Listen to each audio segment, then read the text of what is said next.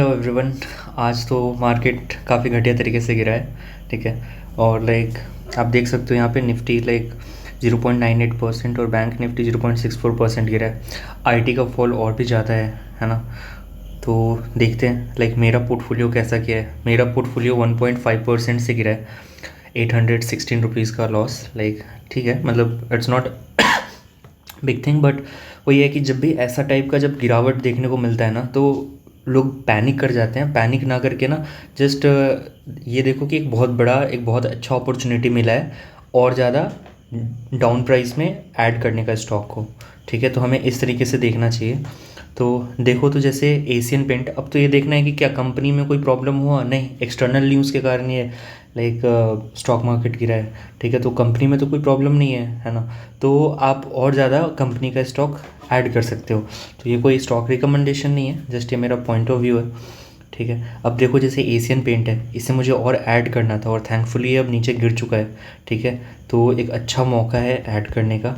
अगर मैं इसको देखूं तो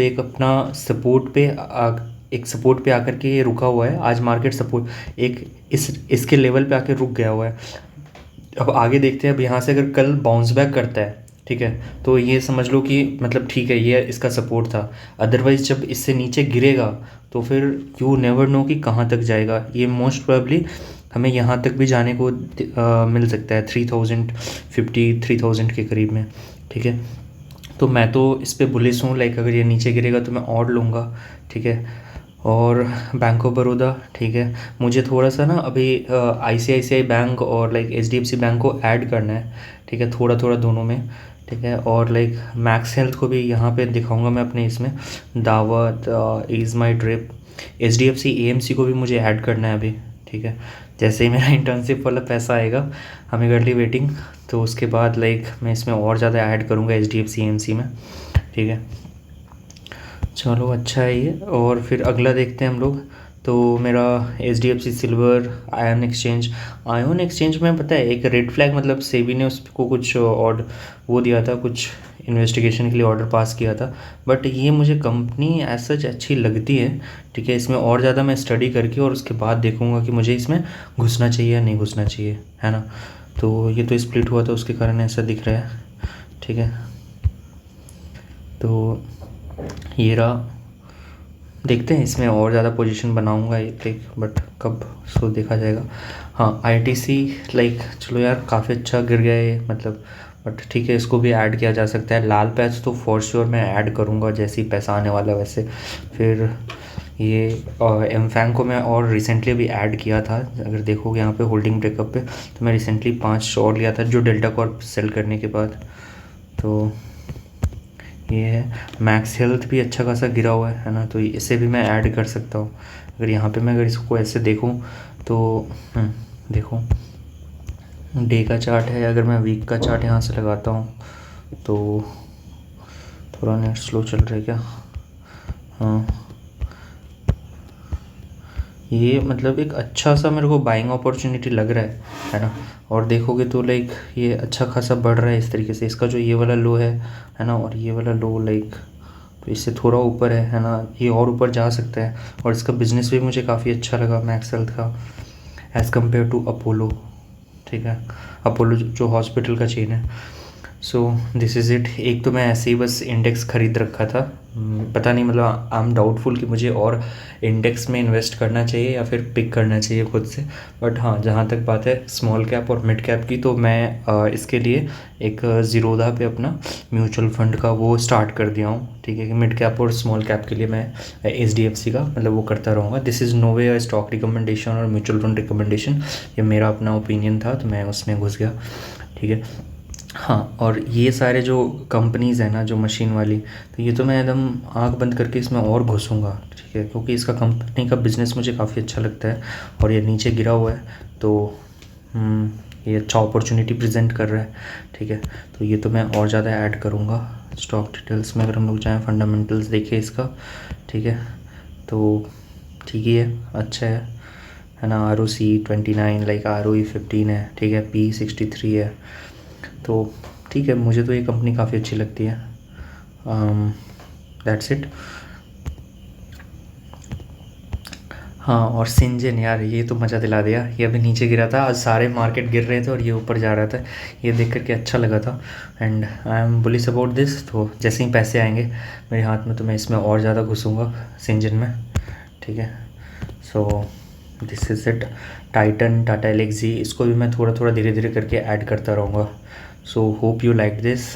एंड मैं अगर अपना वो दिखाऊं एनालिसिस तो 89% लार्ज कैप है और 4% मिड कैप है। स्मॉल कैप लाइक एक था डेल्टा कॉर्प, तो शायद स्मॉल कैप था क्या वो, हाँ शायद, ठीक है। कावेरी सीड वगैरह था तो मैं उससे निकल गया, अब तो अभी कुछ है नहीं।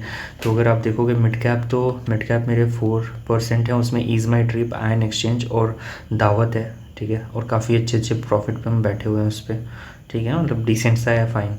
उसके बाद अगर आप यहाँ पे आते हो तो अदर में वही जो ETF है, इंडेक्स एम फैंग का, जो यूएस में जो यूएस के जो टॉप अच्छे अच्छे कंपनीज है उसमें ये लगता होता है।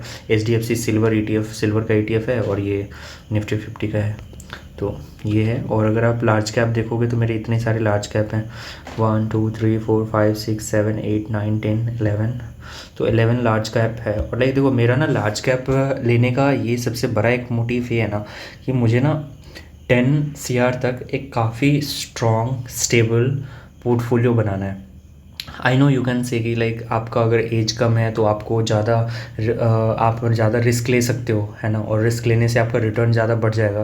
But what I believe in कि एक बाई सर्टेन एज, जो कि मैं फिगर आउट नहीं कर पाया हूँ और मैं अभी कर भी नहीं पाऊँगा before like getting into my PG course like after my MBBS, तो उसके बाद मैं फिगर आउट कर पाऊँगा कि by what time I want to hit this target of 10 CR, जो कि काफ़ी स्टेबल कंपनीज, काफ़ी स्टेबल बिजनेस का पोर्टफोलियो होगा, ठीक है। और उसके बाद like when I achieve that target, उसके बाद मैं जाकर के एक बड़े बड़े अच्छे अच्छे बेट्स लूँगा और मैं उसको मल्टीपल फोल्ड्स में पैसे बढ़ाने का कोशिश करूँगा। बिकॉज देखो अभी अगर मैं अगर स्टेबल कंपनीज में घुस करके ना, तो एक पीस ऑफ माइंड हो जाएगा, लाइक पीस ऑफ माइंड मुझे मिलेगा कि चलो भाई इतना है और इससे तो नीचे नहीं गिर रहा, ठीक है। और जब वो हो जाएगा तो फिर उसके बाद जब आपका ऊपर जितना भी होगा that will be just fun, है ना, नंबर है बस। तो this is it, this is my like perspective. तो देखोगे तो फार्मा का मेरा 14% है, कैपिटल गुड्स लाइक, ठीक है, इसमें क्या क्या दिखाता हूँ, साइमंस हैं, ठीक है, ये 13% है। IT सॉफ्टवेयर देखोगे तो मेरा टाटा एलेक्सी, ये भी लाइक 13% है। और ये जो है तुम्हारा सिगरेट, ये सिर्फ ITC वाला है, तो ITC में मेरा 10% लगा हुआ है। और फाइनेंस में मेरा 12% लगा हुआ है, जो कि HDFC AMC और HDFC लाइफ है। इस दोनों को मुझे और ज़्यादा ऐड करना है अच्छे से, ठीक है। तो ये रहा मेरा सारा मेरे टॉप 3 होल्डिंग्स अगर मैं देखूं तो लाइक सिंजन, साइमंस और टाटा एलेक्सी हैं मेरे टॉप 3 होल्डिंग्स। 14%, 13% और 13% यही है।